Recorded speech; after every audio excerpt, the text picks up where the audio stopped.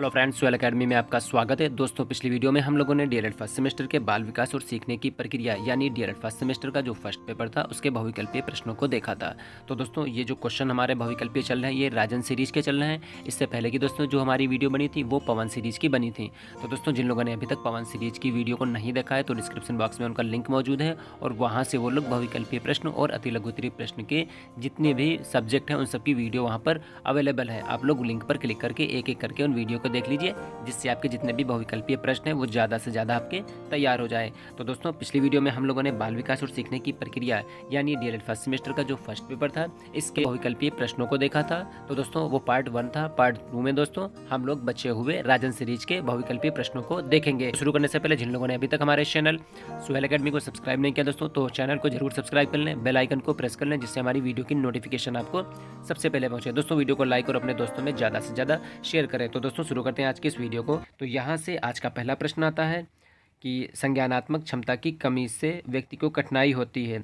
शारीरिक विकास में कठिनाई होती, बौद्धिक विकास में कठिनाई होती, व्यावसायिक विकास में कठिनाई होती या फिर समायोजन में कठिनाई होती है। तो संज्ञानात्मक क्षमता की कमी से व्यक्ति को जो कठिनाई होगी वो हो जाएगी बौद्धिक विकास में। ठीक, देखिए 2018 में आया हुआ क्वेश्चन है। ठीक, अगला क्वेश्चन यहाँ पर आता है कि सिगमंड फ्रायड द्वारा प्रतिपादित व्यक्तित्व विकास के सिद्धांत को क्या कहा जाता है। 2018 में आया हुआ क्वेश्चन। कहते हैं उसको कि शारीरिक विकास का सिद्धांत या भावात्मक विकास का सिद्धांत या फिर मनोविश्लेषणात्मक सिद्धांत या फिर ज्ञानात्मक सिद्धांत। तो सिगमंड फ्रायड द्वारा प्रतिपादित व्यक्तित्व विकास के सिद्धांत को कहा जाता है मनोविश्लेषणात्मक सिद्धांत। ठीक, अगला क्वेश्चन यहाँ पर आता है कि मैकडोगल ने कितने प्रकार के संवेग बताए हैं। 3 बताए हैं, 5 बताए हैं, 7 बताए हैं या फिर बताए हैं 14। तो उन्होंने बताए हैं 14 से। ठीक है, कि मैकडोगल ने कितने प्रकार के संवेग बताए, तो बताए हैं 14 प्रकार के संवेग। ठीक, अगला क्वेश्चन यहाँ पर आता है जन्म से 5 वर्ष तक की अवस्था कहलाती है। ठीक, शिशुअवस्था कहलाती है, भ्रूणावस्था कहलाती है, बाल्यावस्था कहलाती है या फिर नवजात अवस्था कहलाती है। तो जन्म से 5 वर्ष की जो अवस्था होती है वो होती है शिशुअवस्था। दोस्तों, इंपॉर्टेंट क्वेश्चन है यहाँ से। अगर आप यहाँ से जुलाई सीटेट का एग्जाम आप दे रहे हैं, ठीक है, अगर आप फॉर्म फिल करेंगे तो जितने भी यहाँ से क्वेश्चन हैं बाल विकास और सीखने की प्रक्रिया, तो यहाँ से जितने भी क्वेश्चन आएंगे, ठीक है, बहुविकल्पीय और अति लघुत्तरीय प्रश्न, आप देखिएगा यहाँ से तो किस तरीके से जो सीटेट का एग्जाम होगा यहाँ से आपके क्वेश्चन देखने को उसमें मिल जाएंगे। जब यूपी टेट आप देंगे तो सारे के सारे क्वेश्चन आपको यहीं से मिलेंगे। ठीक, अगला क्वेश्चन यहाँ से आता है कि जिस प्रकार शारीरिक विकास के लिए भोजन का महत्व है उसी प्रकार सामाजिक विकास के लिए शिक्षा का महत्व है। ठीक, ये किसने कहा है? स्किनर ने कहा, डीवी ने कहा, वुडवर्थ ने कहा या फिर अरस्तू ने कहा। तो ये कथन है वुडवर्थ का। अगला क्वेश्चन आता है विकास को प्रभावित करने वाला कारक। तो बुद्धि, यौन, अंतःस्रावी ग्रंथियाँ या फिर उपर्युक्त सभी। तो विकास को प्रभावित करने वाले ये सभी कारक होते हैं। तो राइट आंसर हो जाएगा उपर्युक्त सभी। अगला होता है टोली की आयु कहते हैं। ठीक, यानी जो ग्रुप में बच्चा रहता है, ठीक है, तो किशोरावस्था को कहते हैं, बाल्यावस्था को कहते हैं, शिशुअवस्था को कहते हैं या फिर युवावस्था को कहते हैं। ठीक है, तो ये जो टोली की आयु होती है ये होती है बाल्यावस्था। ठीक, अगला क्वेश्चन यहाँ से आता है कि मनुष्य को जो कुछ बनना होता है प्रारंभ के 4 या 5 वर्षों में ही बन जाता है। ठीक, ये किसका कथन है? फ्रायड का है, क्रो एंड क्रो का है, हरलॉक का है या फिर थॉर्नडाइक का है। तो ये हरलॉक का है। उन्होंने बताया कि मनुष्य को जो कुछ बनना होगा वो शुरू के 4 से 5 वर्षों में ही बन जाता है। अगला क्वेश्चन आता है कि बाल्यावस्था में शिक्षा का क्या स्वरूप होना चाहिए। ठीक है, तो इसमें बताया जा रहा है कि जो बाल्यावस्था होती है उसमें शिक्षा का स्वरूप कैसा होना चाहिए। तो खेलकूद की छूट बिल्कुल नहीं दी जानी चाहिए। ठीक है, तो ये तो बिल्कुल ही नहीं होगा। खेलों और रचनात्मक कार्यों के माध्यम से शिक्षा दी जानी चाहिए। तो इसी का राइट आंसर ये हो जाएगा। अगला पढ़ लेते हैं यहाँ से कि गुरुकुल प्रणाली द्वारा शिक्षा दी जानी चाहिए। तो वर्तमान समय में गुरुकुल प्रणाली के अकॉर्डिंग शिक्षा नहीं दी जा सकती है। ठीक है, और यहाँ भी जो पहला ऑप्शन है कि खेलकूद की छूट बिल्कुल नहीं दी जानी चाहिए। अगर खेलकूद की छूट नहीं देंगे तो क्या होगा? उनका शारीरिक विकास और मानसिक विकास, बौद्धिक विकास इतना नहीं हो पाएगा। अगले, पिटाई करने वाले अध्यापक द्वारा शिक्षा दी जानी चाहिए। अरे बिल्कुल नहीं भैया। ठीक है, तो इस तरीके से कुछ क्वेश्चन ऐसे होंगे जो आप आराम से पढ़ के यहाँ से निकाल लेंगे। ठीक है, अगला क्वेश्चन यहाँ से आता है कि बालक में मानसिक विकास के लिए शिक्षक को क्या करना चाहिए। ठीक है, स्नेह और सहानुभूतिपूर्ण व्यवहार करना चाहिए, सदाचरण प्रस्तुत करना चाहिए, उपयुक्त शिक्षण विधियों का उपयोग करना चाहिए या फिर उपर्युक्त सभी। तो इसका जो राइट आंसर हो जाएगा, अगर बालक के मानसिक विकास के लिए शिक्षक को क्या करना चाहिए, देखिए गौर करिए कि आप खुद एक शिक्षक हैं तो क्या करना चाहिए? स्नेह और सहानुभूतिपूर्ण व्यवहार होगा, आप अपने बच्चे को अच्छे से समझा देंगे। सदाचरण प्रस्तुत करना चाहिए, अच्छा आचरण, कैरेक्टर बहुत बढ़िया से दिखाएंगे आप। ठीक है, तो उसके बाद उपर्युक्त जो शिक्षण मेथड होते हैं जिससे बच्चे सीख सकें वहाँ से, ठीक है, तो ये चीज़ें इसमें आ जाएंगी। तो ये सब उपर्युक्त सभी चीज़ें आ जाएंगी, ठीक। अगला क्वेश्चन यहाँ से आता है कि शिक्षा में सृजनात्मकता का प्रयोग किस रूप में होता है? सीखना होता है, तर्क होता है, चिंतन होता है या फिर कल्पना होती है? तो शिक्षा में सृजनात्मकता का प्रयोग होता है चिंतन के रूप में, ठीक है। अगला क्वेश्चन यहाँ से हमारा आता है कि कल्पना के विकास के लिए शिक्षा में निम्न बातों का ध्यान देना चाहिए। 2019 में आया हुआ क्वेश्चन है, ठीक है। भाषा विकास पर ध्यान देना, कहानी सुनना, ठीक है, फिर उसके बाद काल्पनिक खेल और क्रियाओं के लिए अवसर देना या फिर उपर्युक्त सभी। तो कल्पना के विकास के लिए शिक्षा में निम्न बातों का ध्यान देना चाहिए। भाषा विकास पर ध्यान देना चाहिए, कहानी उनको सुनाना चाहिए, काल्पनिक खेलों और क्रियाओं के लिए अवसर प्रदान करना चाहिए, ठीक। तो इस प्रकार इसका जो राइट आंसर हो जाएगा वो हो जाएगा उपर्युक्त सभी। अगला क्वेश्चन 2019 में आया हुआ, थार्नडाइक ने दिया, क्या दिया? प्रभाव का नियम दिया, अभ्यास का नियम दिया, तत्परता का नियम या फिर उपर्युक्त सभी। तो थार्नडाइक ने प्रभाव का नियम, अभ्यास का नियम और तत्परता, ये तीनों नियमों का प्रतिपादक ये थे, ठीक है। तो इसके लिए राइट आंसर हो जाएगा डी ऑप्शन, ठीक। प्रेरणा होती है, सकारात्मक होती है, नकारात्मक होती है। विकल्प ए और बी, यानी सकारात्मक भी प्रेरणा हो सकती है और नकारात्मक भी हो सकती है, या फिर उपर्युक्त में से कोई नहीं। तो जो प्रेरणा होती है वो होती है सकारात्मक, ठीक। अगला क्वेश्चन यहाँ से आता है कि अधिगम स्थानांतरण सिद्धांत है मानसिक शक्तियों का सिद्धांत, समान तत्वों का सिद्धांत, सामान्यीकरण का सिद्धांत या फिर उपर्युक्त सभी। तो अधिगम स्थानांतरण के जो सिद्धांत होंगे वो हो जाएंगे उपर्युक्त सभी। इसमें मानसिक शक्तियों का सिद्धांत भी आता है, समान तत्वों का सिद्धांत भी आ जाएगा और सामान्यीकरण का सिद्धांत भी इसमें शामिल हो जाता है। अगला क्वेश्चन आता है कि वह प्रेरक जिन्हें व्यक्ति अपने प्रयासों से प्राप्त करता है क्या कहलाता है, ठीक है। अर्जित प्रेरक, जागृत प्रेरक, निर्देशित प्रेरक या फिर व्यवहार को परिचालित प्रेरक। तो वो प्रेरक जो व्यक्ति अपने प्रयासों से प्राप्त करता है उनको होता है अर्जित प्रेरक, ठीक, खुद ग्रहण कर रहा है वहाँ से, ठीक है। स्मृति सीखी हुई वस्तु का सीधा उपयोग है, ये किसका कथन है? वुडवर्थ का, मैकडूगल का, स्किनर का या फिर रॉस का? तो स्मृति सीखी हुई वस्तु का सीधा उपयोग है, ये कथन है स्किनर का। अगला क्वेश्चन आता है कि आंकड़ों के प्रकार हैं अवर्गीकृत, वर्गीकृत, अवर्गीकृत और वर्गीकृत या उपयुक्त में से कोई नहीं। तो जो आंकड़े होते हैं वो दो प्रकार के होते हैं, अवर्गीकृत भी होते हैं और वर्गीकृत भी होते हैं। तो इसका राइट आंसर हो जाएगा सी ऑप्शन, ठीक। अगला क्वेश्चन आता है कि बाल विकास के अंतर्गत निम्नलिखित आयु वर्ग है? 0 से 18 वर्ष है, 20 से 30 वर्ष है, 25 से 35 वर्ष है या 35 वर्ष से ऊपर। तो बाल विकास के अंतर्गत जो आयु वर्ग होगा वो होगा 0 से 18 वर्ष। क्लियर। 2022 में आया हुआ क्वेश्चन, 2022-23 में आया हुआ एक क्वेश्चन और आता है कि बुद्धि का विकास लगभग पूर्ण हो जाता है, ठीक है। तो शिशुआवस्था में, बाल्यावस्था में, किशोरावस्था में या फिर सभी अवस्थाओं में। तो किशोरावस्था में जो होता है बुद्धि का विकास लगभग पूर्ण हो जाता है, ठीक है।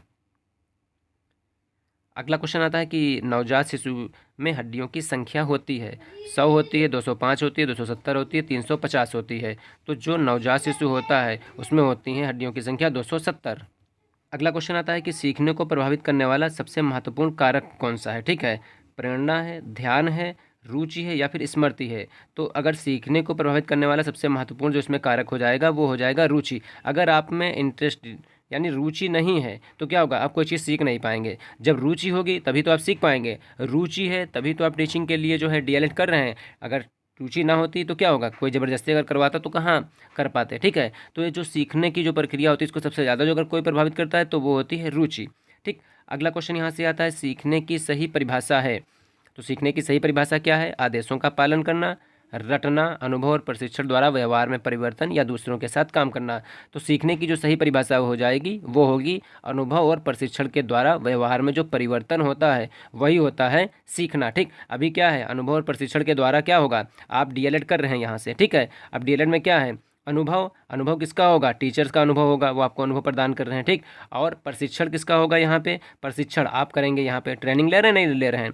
तो यहाँ पे क्या होगा, अनुभव और प्रशिक्षण द्वारा व्यवहार में जो आप क्या होगा, अभी तो आपका यूजी है, ठीक है, अंडर ग्रेजुएट है, फिर उसके बाद हो सकता है पीजी आपका हो, लेकिन आपके पास क्या है, टीचर्स ट्रेनिंग सर्टिफिकेट आपके पास कहाँ है, ठीक है। तो टीटीसी यानी टीचर्स ट्रेनिंग सर्टिफिकेट कहाँ है, तो टीचर्स ट्रेनिंग सर्टिफिकेट आपको कब मिलेगा, जब आपको अनुभव और प्रशिक्षण द्वारा व्यवहार में जो परिवर्तन हो जाएगा, ये फिर क्या होगा, तब देखिए आप क्या है, अभी तो आप ग्रेजुएशन और यूजी पीजी कर रही हैं, ठीक है। फिर उसके बाद यहाँ पर क्या होगा, जब टीचर्स ट्रेनिंग कोर्स कर लेंगे तो क्या होगा, आप लगेगा कि हाँ एक टीचर के रूप में समाज में पहुंच गए, ठीक। और देखिए सबसे अच्छा उसका एग्जाम्पल, अभी डीएलएड में इंटर्नशिप चल रही है तो वहाँ पर क्या है, अनुभव और प्रशिक्षण द्वारा व्यवहार में परिवर्तन आप सीख रहे हैं वहाँ पे, ठीक है। अनुभव किसका है, वहाँ पर जहाँ पर आप इंटर्नशिप के लिए गए हैं तो वो अनुभवी शिक्षक वहाँ पे, ठीक। प्रशिक्षण किसका चल रहा है, आपका चल रहा है, सीख कौन रहा है, आप सीख रहे हैं वहाँ पे, ठीक। तो सीखने की यही परिभाषा हो जाएगी कि अनुभव और प्रशिक्षण द्वारा व्यवहार में जो होने वाला परिवर्तन है वो क्या हो जाएगा, वो हो जाएगा सीखना यहाँ पे। ठीक है, अगला क्वेश्चन यहाँ से आता है कि प्रयत्न और भूल का सिद्धांत ये किसने प्रतिपादित किया, यानी किसका प्रतिपादन किया हुआ सिद्धांत है? कोहलर का है, योकम का है, थॉर्नडाइक का है या फिर हल का है? ठीक है, तो ये जो राइट आंसर हो जाएगा प्रयत्न और भूल का सिद्धांत, इसका जो प्रतिपादन थे वो थे थॉर्नडाइक। ठीक, यानी थॉर्नडाइक ने प्रयत्न और भूल के सिद्धांत का प्रतिपादन किया। दोस्तों वेरी इंपॉर्टेंट क्वेश्चन है ये, कुछ पॉइंट यहाँ से बहुत ही अच्छे हैं, आप इसको वन लाइनर बना लीजिए। ठीक है, एग्जाम में देखिएगा, जब एग्जाम होगा आपका डीएलएड फर्स्ट सेमेस्टर का, फिर उसके बाद जब यूपी टेट और सीटेट का होगा तो अच्छे से इनको समझ लीजिएगा, तो यहीं से आपका मतलब भर का कवर हो जाएगा। ठीक, अगला, बालक के नैतिक विकास का तात्पर्य है उसके क्या? सामाजिक विकास, शारीरिक विकास, धार्मिक विकास या फिर चारित्रिक विकास? तो बालक के नैतिक विकास का तात्पर्य क्या है? सामाजिक विकास से है यहाँ पे। ठीक है, अगला, निम्न में से कौन सा प्रकार मनोवैज्ञानिक है? बहिर्मुखी, सैद्धांतिक, भक्तिहीन या फिर राजनीतिक? तो यहाँ पर जो बहिर्मुखी हो जाएगा ये मनोवैज्ञानिक यहाँ पर है। ठीक है, अगला क्वेश्चन आएगा कि आत्मकेंद्रित व्यक्ति का व्यक्तित्व होता है अंतर्मुखी, बहिर्मुखी, उभयमुखी या फिर सभी? तो आत्मकेंद्रित व्यक्ति का व्यक्तित्व जो होता है वो होता है अंतर्मुखी। ठीक है, अगला क्वेश्चन यहाँ पर आता है चिंतन के साधनों में से एक साधन है, कौन है? संकेत है, रटना है, गुणों का विश्लेषण है या फिर सामान्यीकरण है? तो चिंतन के साधनों में से एक साधन क्या है? वो हो जाएगा संकेत। अगला, बालक में अभिप्रेरणा उत्पन्न करने का प्रमुख स्रोत क्या है? उद्दीपक, रुचि, आवश्यकता या फिर उपर्युक्त सभी? तो बालक में अभिप्रेरणा उत्पन्न करने का प्रमुख जो स्रोत हो जाएगा वो हो जाएगा उपर्युक्त सभी। उद्दीपक भी होना चाहिए, रुचि भी होनी चाहिए और आवश्यकता भी होनी चाहिए। ठीक है, तभी क्या होगा? बालक मोटिवेट होगा। ठीक, अगला क्वेश्चन यहाँ से आता है कि स्मृति एक आदर्श पुनरावृत्ति है, ये किसका कथन है? स्काउट का है, रेक्स जेक्स का है, रायबर्न का या फिर रॉस का है?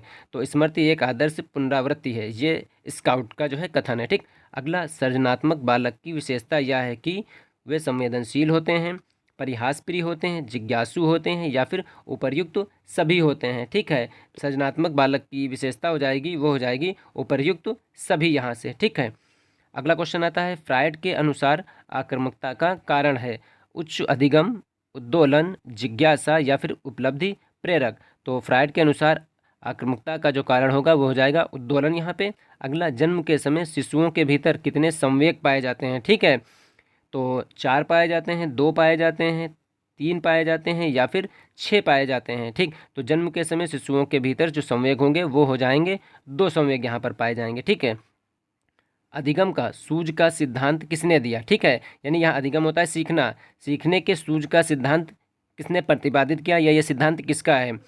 कोहलर का है, पावलाव का है, फ्रोबेल का है या फिर डाल्टन का है? तो सूझ का जो सिद्धांत हो जाएगा वो हो जाएगा कोहलर का। याद रखिएगा दोस्तों, वेरी वेरी इंपॉर्टेंट क्वेश्चन यहाँ पर है। ठीक है, अगला क्वेश्चन, कोहलर ने जिस चिंपैंजी पर प्रयोग किया था उसका क्या नाम था? ठीक है, तो उन्होंने सुल्तान या फिर मुल्तान या फिर शेखर या फिर आज़ाद?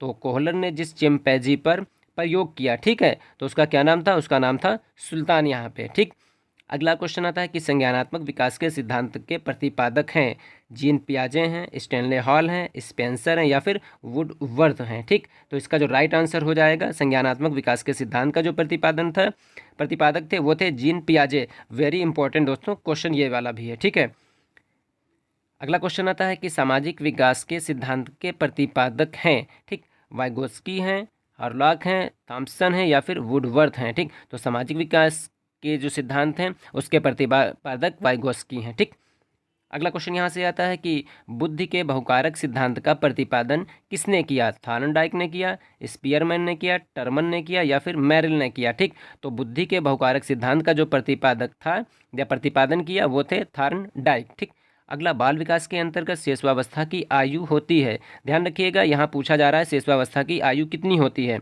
1 से 4 वर्ष, जन्म से 5 वर्ष, 3 से 4.5 वर्ष या 2 से 3 वर्ष? तो बाल विकास के अंतर्गत शेषवावस्था की जो आयु होगी वो हो जाएगी जन्म से 5 वर्ष। ठीक, क्लियर। अगला, किसी समय एक व्यक्ति द्वारा किसी व्यक्ति या वस्तु पर चेतना का केंद्रीकरण कहलाता है?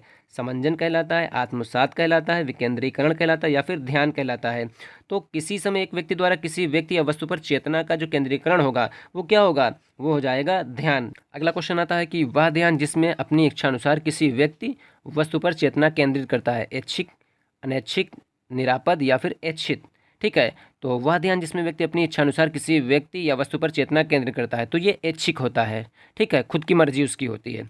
वह ध्यान जिसमें व्यक्ति अपनी इच्छा के बिना किसी व्यक्ति या वस्तु पर अपना ध्यान केंद्रित करता है क्या कहलाता है? यहाँ देखिए, खुद की मर्जी से तो ऐच्छिक हो जाएगा। अब यहाँ पर क्या है, उसकी मर्जी नहीं है, उसके बावजूद भी क्या कर रहा है, व्यक्ति या वस्तु पर अपना ध्यान केंद्रित करता है, उसको ऐच्छिक कहेंगे, अनैच्छिक कहेंगे, निरापद कहेंगे या फिर ऐच्छिक कहेंगे? तो ऐच्छिक तो हो ही नहीं सकता, ये हो जाएगा अनैच्छिक, ठीक। व्यक्तिक विभिन्नता के संबंध में आज हमारा ये विचार है कि व्यक्तिगत विभिन्नताओं में संपूर्ण व्यक्तित्व का कोई भी ऐसा पहलू सम्मिलित हो सकता है जिसका माप किया जा सके। ये विचार किसका है? ठीक है, स्किनर का है, टायलर का है, गुड का है या फिर कोई नहीं इनमें से, ठीक। ये जो विचार होगा, ये विचार हो जाएगा स्किनर का, ठीक। अगला क्वेश्चन यहाँ पर आता है कि प्रसूत अधिगम का सिद्धांत किसने दिया? ठीक है, यानी क्रिया प्रसूत अधिगम का जो सिद्धांत था किसने दिया? स्किनर ने दिया, पावलाव ने दिया, क्रो एंड क्रो ने दिया या फिर गुड ने दिया? तो क्रिया प्रसूत अधिगम का जो सिद्धांत था वो स्किनर ने दिया।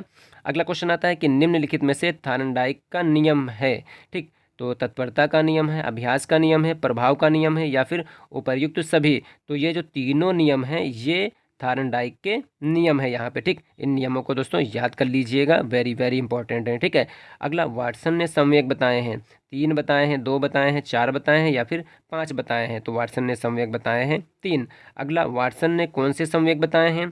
भय, क्रोध, प्यार या फिर उपर्युक्त सभी? तो वाटसन ने जो 3 संवेग बताए उनमें भय होगा, क्रोध होगा और उसके बाद प्यार होगा। ये तीनों संवेग क्या होंगे? ये वाटसन ने बताए हैं। अगला क्वेश्चन यहाँ पर कि निम्नलिखित में से किसने कबूतर पर अपना प्रयोग किया है? स्किनर ने किया, पावलाव ने किया, थार्नडाइक ने किया या फिर कोई नहीं, ठीक। तो स्किनर ने अपना प्रयोग कबूतर पर किया था, ठीक है। अगला क्वेश्चन आता है कि परिवर्तन श्रृंखला की वह अवस्था है जिसमें बालक भ्रूणावस्था से लेकर पूर्णावस्था तक गुजरता है, विकास कहा जाता है। ये किसने कहा? ठीक, देखिए समझिए, परिवर्तन श्रृंखला की वह अवस्था है, बदलाव जिसको कहते हैं, ठीक है, जिसमें बालक क्या होता है, भ्रूणावस्था से लेकर पूर्णावस्था तक गुजरता है, विकास इसको कहते हैं, ठीक। किसने कहा? ये मुनरो ने कहा, हार्लॉक ने कहा, ड्रेवर ने कहा या फिर डगलस ने कहा? तो ये कथन है मुनरो का, यानी ये मुनरो ने कहा था, ठीक, कि परिवर्तन विकास की वह श्रृंखला है जिसमें बालक भ्रूणावस्था से लेकर पूर्णावस्था तक गुजरता है, इसको विकास कहते हैं, ठीक है। अगला क्वेश्चन यहाँ पर आता है कि रुचि में निहित है, ठीक, अवधान, अनुभव, ज्ञान या फिर मनोरंजन? तो रुचि में अवधान निहित होता है, ठीक है, राइट आंसर हो जाएगा ए ऑप्शन। रुचि तथा अवधान के संबंध में सही मत है, ठीक है। अवधान रुचि पर आधारित है, रुचि अवधान पर आधारित है, अवधान तथा रुचि एक ही सिक्के के दो पहलू हैं या फिर सभी? तो इसका जो राइट आंसर हो जाएगा वो हो जाएगा सभी, कि अवधान रुचि पर आधारित है और रुचि अवधान पर आधारित है, ठीक है। अवधान तथा रुचि एक ही सिक्के के दो पहलू हैं, तो इसलिए इसका जो राइट आंसर हो जाएगा वो हो जाएगा सभी। अगला, निम्न में से अभिप्रेरणा के स्रोत हैं, यहाँ पे अभिप्रेरणा बता रहा है क्या है, ठीक है। बालक है, आवश्यकताएं हैं, उद्दीपक है या फिर आ और सा?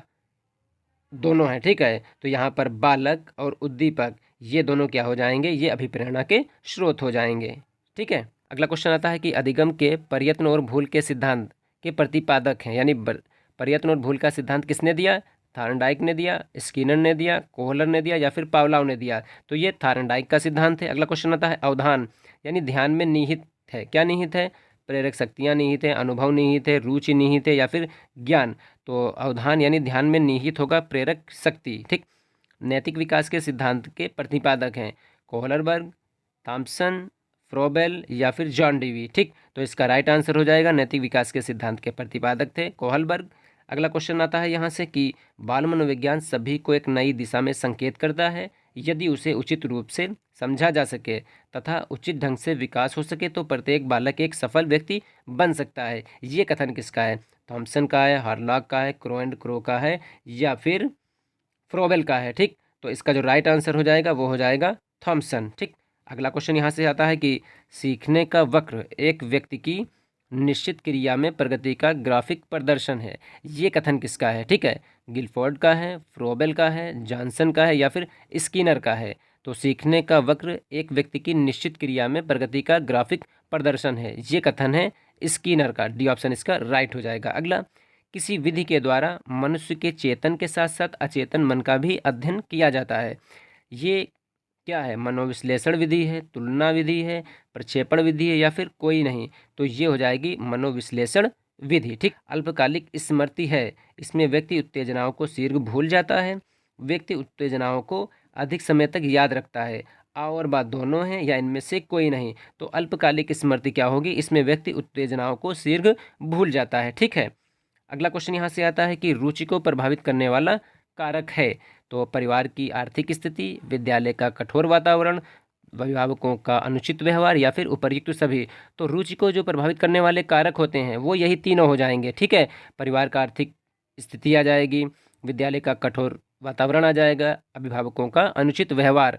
तो ये रुचि को प्रभावित करने वाले कारक हो जाते हैं। ठीक, अगला क्वेश्चन यहाँ पर आता है कि वंशानुक्रम माता पिता से संतान को प्राप्त होने वाले गुणों का नाम है। ये किसकी परिभाषा है? ठीक, रूथ बेंटिक की है, वुडवर्थ की है, बी जेम्स बर्ड की या फिर एनास्टासी की है। ठीक है, तो वंशानुक्रम माता पिता से संतान को प्राप्त होने वाले गुणों का नाम है। ये परिभाषा दी है रूथ बेंटिक ने। ठीक, राइट आंसर हो जाएगा ए ऑप्शन।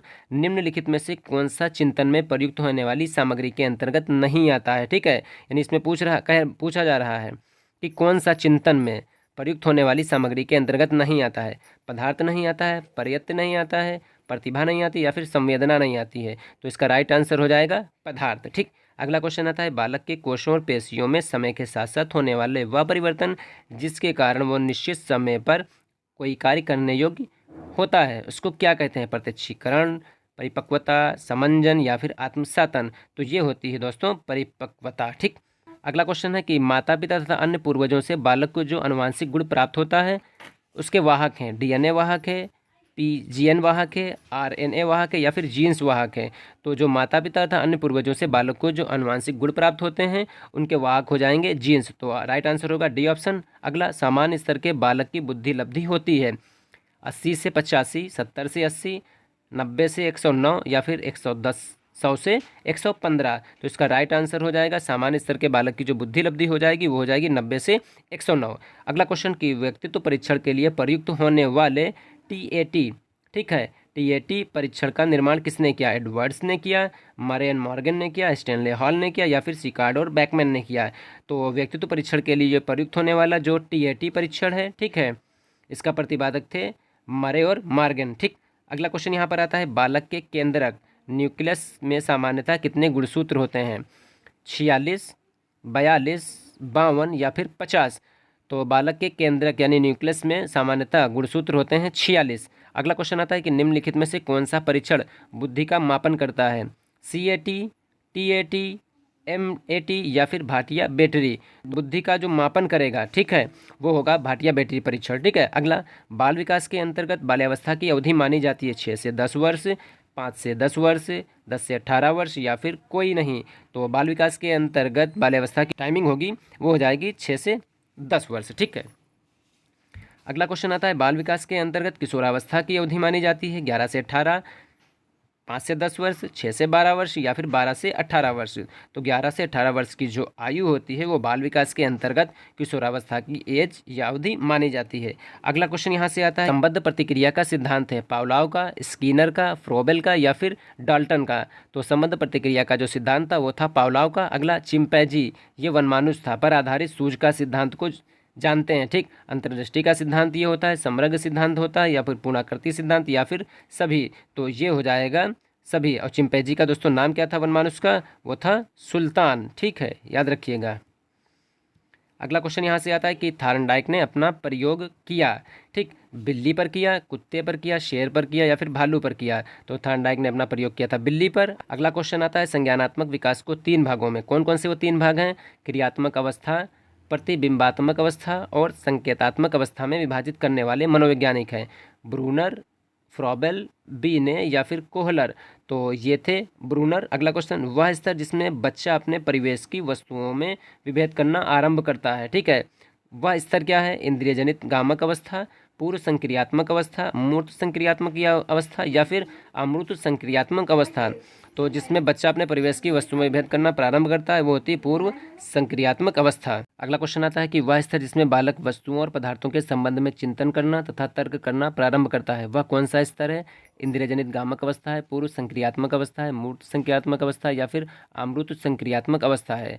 तो वह स्तर जिसमें बालक वस्तुओं और पदार्थों में के संबंध में चिंतन करना और तर्क करना शुरू करता है, ठीक है, तो वो होता है मूर्त संक्रियात्मक अवस्था। अगला क्वेश्चन की निम्न में से किस मनोवैज्ञानिक ने बौद्धिक विकास को 4 अवस्थाओं में बांटा? ठीक, जीन पियाजे ने बांटा, कोहलर ने बांटा, फ्रोबेल ने बांटा या फिर बीने ने बांटा। तो जीन पियाजे ने बौद्धिक विकास को 4 अवस्थाओं में बांट दिया। अगला, थार्नडाइक ने अधिगम को कितने गौण नियम दिए?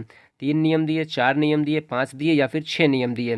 तो थार्नडाइक ने अधिगम के नियम बताए हैं 5। ठीक, अगला क्वेश्चन आता है निम्नलिखित में से कौन सा अर्जित अभिप्रेरणा के अंतर्गत आता है? प्यास, भूख, निद्रा या फिर प्रतिष्ठा? ठीक है, तो इसका राइट आंसर हो जाएगा प्रतिष्ठा।